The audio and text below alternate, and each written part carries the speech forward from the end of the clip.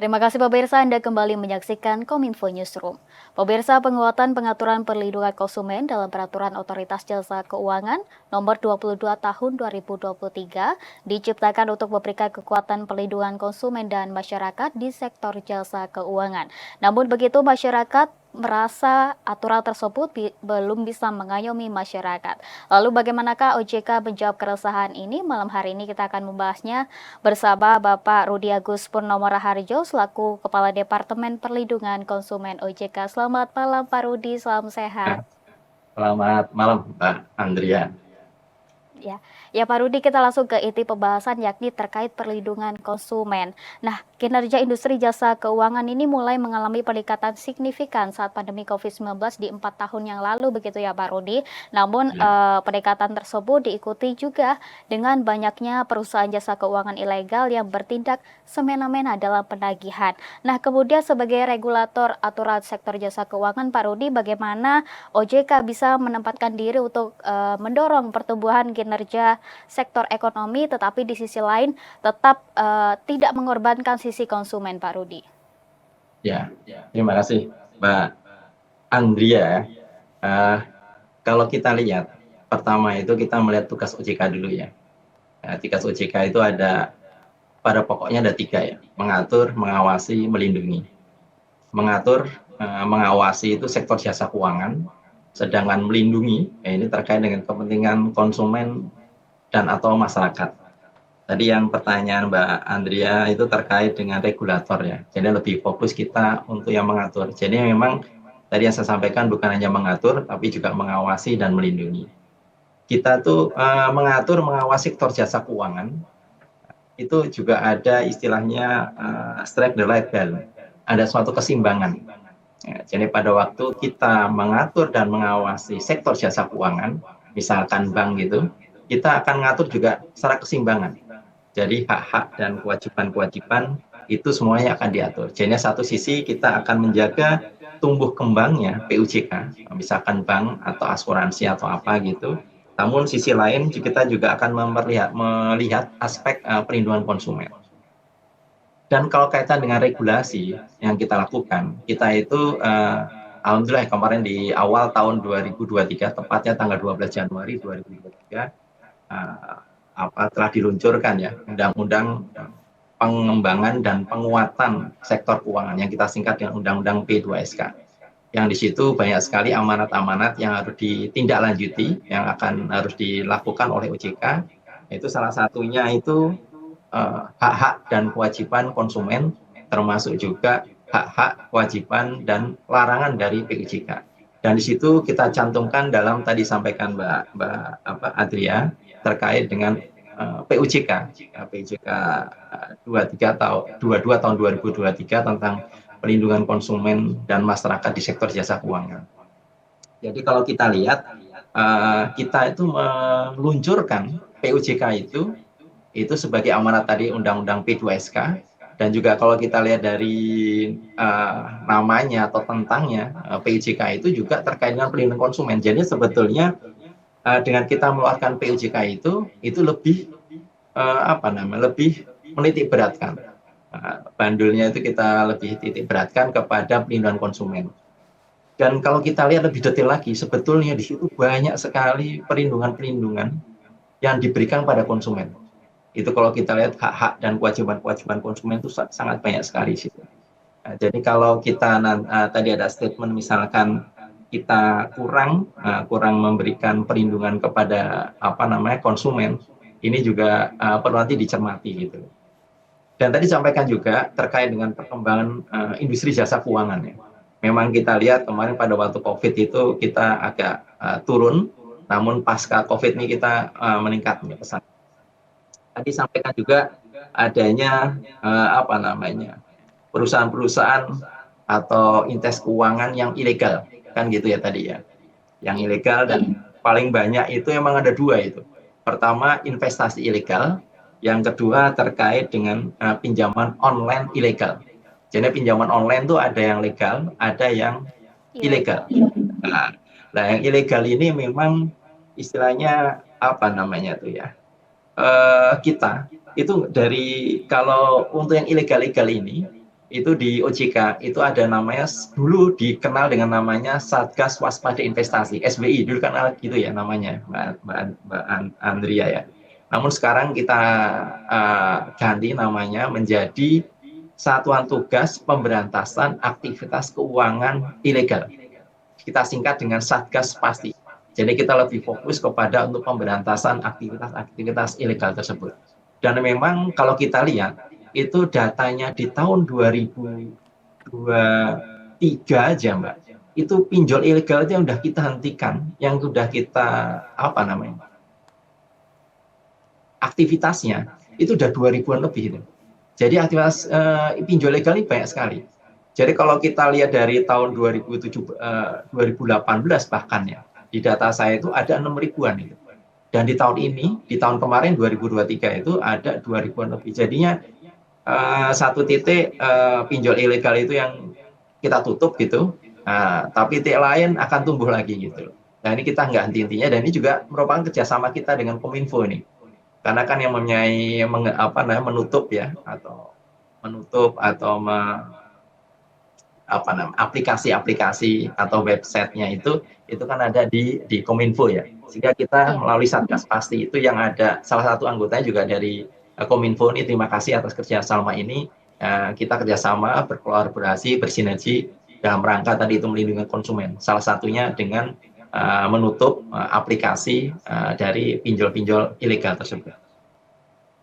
Ya, Pak Rudi, tadi Bapak menyampaikan ada dua macam pinjol begitu ya Pak, ada pinjol legal dan juga ilegal. Nah kemudian untuk pinjol ilegal yang mana misalnya ada masyarakat yang menjadi korban transaksi ilegal itu, kemudian penyelesaian dari OJK itu seperti apa Pak Rudi?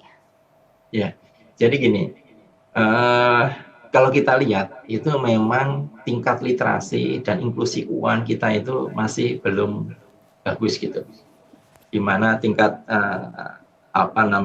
literasi kita, melek kita terkait dengan sektor keuangan itu lebih kurang antara 50%. Ini dari masyarakat Indonesia ya. Sedangkan inklusinya itu 85%. Jadi ada gap 35% itu. Kalau kita lihat dari survei yang kita lakukan di tahun 2022. Jadi kalau kita lihat di situ Mbak, itu banyak orang terkoneksi, terhubung dengan PUJK atau jadi nasabah bank lah paling banyak gitu ya. Tetapi titik lain tuh mengenai pemahaman masyarakat, konsumen terkait produk dan layanannya itu sangat terbatas. Jadi tadi ada ketimpangan 35% ini suatu tantangan tersendiri bagi kami, dan juga saya mengajak dari Kominfo itu juga melakukan salah satu dengan cara Kak Kini ini melakukan edukasi kepada masyarakat. Dan kalau misalkan masyarakat mau meminjam, ya, minjam pinjol, itu kalau saya pertama harus dilakukan adalah meminta informasi ke kontak 157. Di kontak 157 itu nanti akan terdapat pinjol-pinjol mana yang legal. Itu ada 101 Mbak. Dulu tahun lalu ada 102, dan tahun ini ya tinggal sekarang 101 pinjol yang legal. Nah, jadi kalau mau menggunakan mau minjam ke pinjol, silakan ke pinjol yang legal, jangan yang ilegal. Karena kalau yang ilegal itu pasti itu akan banyak sekali itu dampaknya gitu, nanti ada terkait dengan penagihan dan sebagainya. Jadi kalau mau pinjam yang tadi pinjol pertama itu ngecek ke OJK itu terdaftar atau tidak. Yang kedua itu minjam harus sesuai dengan kebutuhan dan kemampuan. Jangan karena keinginan gitu. Saya misalkan kepengen beli handphone, kepengen beli motor dan sebagainya itu. Tapi memang kebutuhan, memang kita butuh beli motor untuk jadi untuk ojek ya silahkan gitu. Tetapi memang harus sesuai dengan kebutuhan dan kemampuan. Yang ketiga, itu pinjaman itu untuk yang produktif. Tadi kembali lagi, jangan yang konsumtif, tapi yang untuk yang produktif. Dan yang keempat, ini yang juga harus dicamkan, diperhatikan oleh teman-teman yang mau minjam ke pinjol itu adalah pahami manfaatnya, ya, biayanya, bunganya, jangka waktunya, dendanya, dan juga risikonya. Banyak marketing itu menceritakan terkait dengan biayanya rendah, misalkan bunganya rendah dan sebagainya. Namun sering-sering risikonya nggak disampaikan. Misalkan apa namanya nanti kalau nggak bayar akan asetnya atau barangnya akan diambil dan sebagainya, dan juga misalkan risiko-risiko nanti ada pencemaran nama baik dan sebagainya, ini sering-sering kurang perhatikan oleh masyarakat kita. Dan ini sebagai salah satu edukasi juga nih Mbak Andrea, untuk kita lebih kita melakukan edukasi sosialis ke masyarakat agar tadi kembali lagi tingkat literasi masyarakat kita lebih tinggi. Dan juga kita ada istilahnya 2L Mbak Andrea, ada 2L itu. L yang pertama itu terkait dengan legal. Jadi kalau pinjem harus yang legal. Yang kedua itu harusnya logis.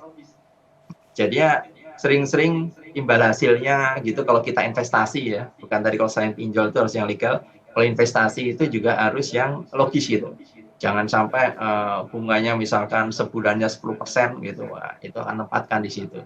Nah, itu akan berbahaya gitu. Jadi kita harus pada waktu investasi, pada waktu pinjol juga akan memperhatikan tadi dua hal tuh, yang legal maupun yang logis. Mungkin demikian, Mbak. Legal, logis, dan tentunya meningkatkan literasi begitu ya Pak, agar bisa mengetahui daftar-daftar pinjol mana yang ilegal dan juga yang legal, begitu ya Pak Rudi. Jadi ada itu, Mbak, tagline-nya kita itu kan 157 gini apa gini? 157, siap Bapak. Telepon. Jadi silahkan telepon ke kita. Kita kalau ada Bapak Ibu sekalian ada pertanyaan atau mungkin ada informasi terkait dengan pinjol ilegal, sampaikan kepada kami ke 157 atau melalui APPK, aplikasi portal pelindungan konsumen. Bisa juga ke WA 081 157 157 157. Ya. Baik Pak Rudi. Nah Pak Rudi, ini banyak sekali ya kasus di lingkungan masyarakat, ada debt collector yang melakukan kekerasan kepada konsumen begitu. Kemudian dari OJK sendiri, perlindungan yang diberikan untuk konsumen seperti apa Pak Rudi? Ya, hal itu juga kemarin kita address juga di dalam PUJK itu Mbak. Di PUJK 22 tahun 2023 itu mencantumkan mengenai debt collector itu kalau namanya konsumen ya, saya yang pertama berharap tadi itu, kalau bisa konsumen itu pada waktu meminjam sesuai dengan kemampuan dan kebutuhannya.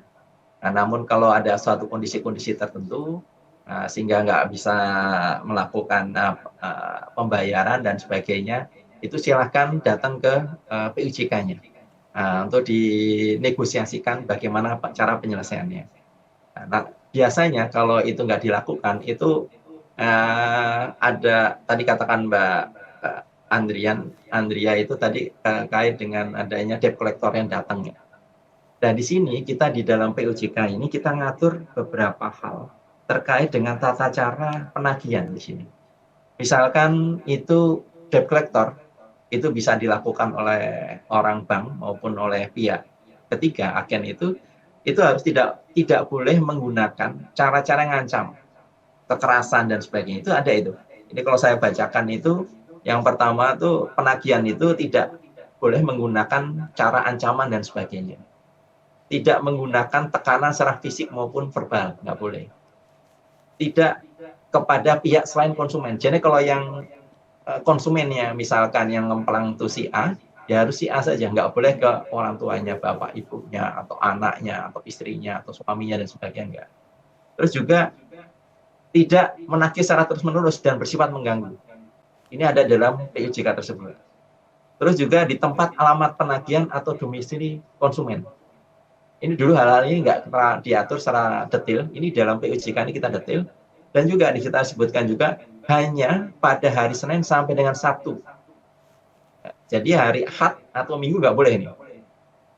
Di luar hari libur nasional dari pukul, ini juga kita atur, pukul 8 sampai dengan pukul 8 malam. Ini waktu sempat. Ini kita atur semuanya itu. Memang di dalam peraturan ini kita ada suatu solusi juga, misalkan bagi konsumen-konsumen tertentu yang seringnya Senin sampai Sabtu sering sulit dihubungi, itu bisa dilakukan juga di hari Ahad atau hari Minggu. namun itu harus berdasarkan persetujuan dari konsumen. Jadi kalau kita lihat ini di sini, kalau dulu itu mungkin di hari Ahad itu debt collector atau apa bisa datang dan sebagainya, di peraturannya nggak boleh. Kalau misalkan telepon di jam 12 malam atau pagi-pagi lagi subuh kita sholat langsung ditelepon nggak boleh. Gitu. Jadi emang di sini lebih apa namanya lebih melindungi kepentingan konsumen. Jadi kalau tadi itu ada statement misalkan apakah kita sudah dalam PUJK ini atau OJK ini sudah melindungi kepentingan konsumen, kalau lihat di Undang-Undang P2SK dan juga dari Undang-Undang dari PUJK 22 tahun 2023 ini kita sudah memberikan perlindungan yang kalau menurut saya yang mencukupi lah, yang memadai untuk kepentingan konsumen. Mungkin demikian, Pak. Ya, ada aturan khusus begitu ya Pak yang harus diperhatikan agar tidak melanggar dari aturan begitu. Ya. Dan Ya, kalau Mbak PUJK tersebut ini kan pelaku usaha jasa keuangan, bisa bank dan sebagainya itu melakukan tindakan-tindakan tersebut akan kita berikan sanksi.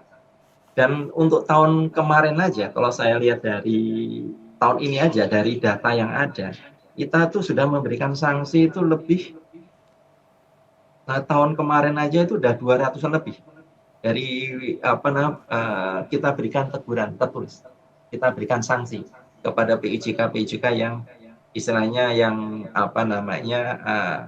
melanggar ketentuan gitu.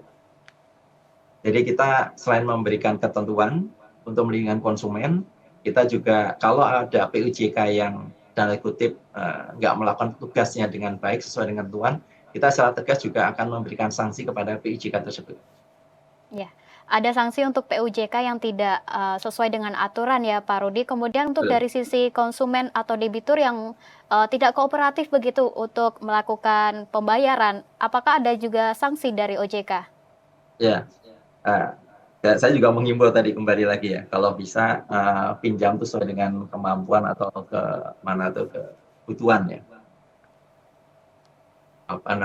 Jadi tidak ada permasalahan-permasalahan kemudian hari.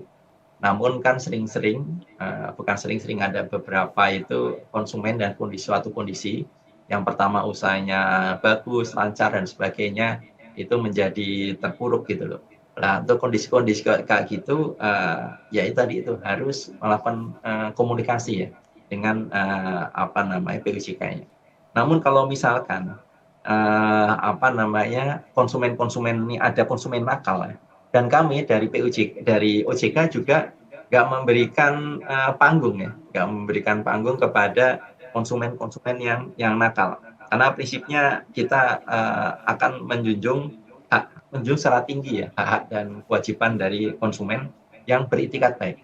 Kembali lagi konsumen yang beritikat baik. Kalau misalkan tadi itu ada konsumen-konsumen yang nakal dan sebagainya gitu, nah kita PUJK itu bisa memberikan beberapa tindakan. Kalau kita lihat tindakan itu misalkan bisa menunda suatu transaksi, bisa pembatasan, penolakan, dan juga mungkin tidak memberikan pelayanan, dan mungkin juga denda sesuai dengan perjanjian. Nah itu yang bisa dilakukan oleh PUJK. Namun kalau itu karena itu hubungan keperdataannya antara konsumen dengan dengan PUJK, maka itu kita serahkan kepada PUJK untuk apabila terdapat konsumen-konsumen yang nakal. Namun saya berharap besar konsumen-konsumen Indonesia, konsumen-konsumen yang baik, yang punya etikat baik. Ya. Gitu, Mbak. Baik, terima kasih Pak Rudi Agus Purnomo Raharjo selaku Kepala Departemen Perlindungan Konsumen OJK. Terima kasih Pak Rudi telah bergabung bersama kami pada malam hari ini. Selamat sehat selalu. Selamat malam, Mbak. Terima kasih. Selamat malam Pak Rudi. Dan pemirsa, kami akan segera kembali dengan informasi lainnya. Tetaplah bersama kami.